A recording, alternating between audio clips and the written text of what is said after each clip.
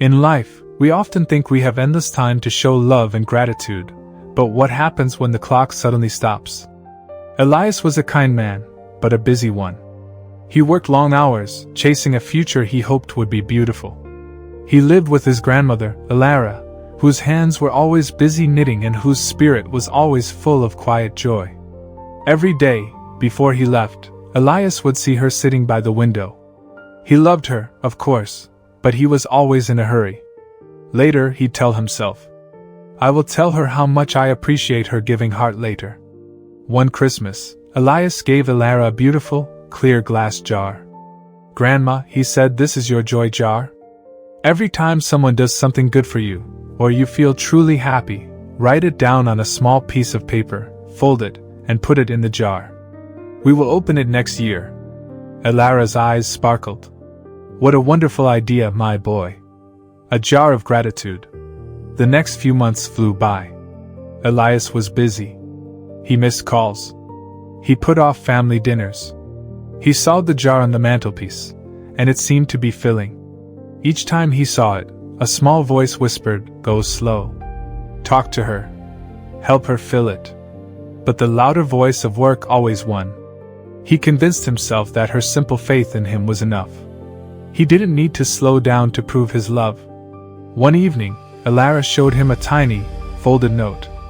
"Today, a little girl at the market gave me a flower, just because she liked my scarf," she whispered, her voice full of simple joy.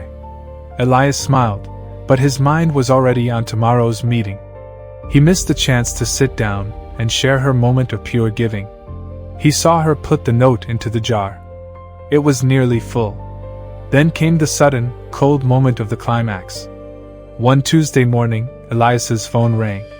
Elara had passed away peacefully in her sleep. The world went silent. Elias walked into the quiet house.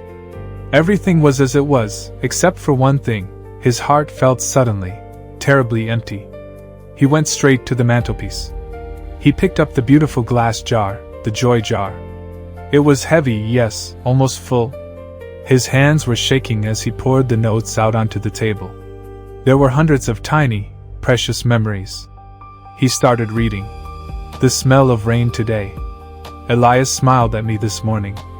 The neighbor's cat let me pet him. Elias drank the tea I made.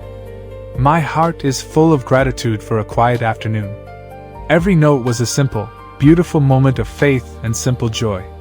Then, he found one piece of paper that wasn't folded like the others.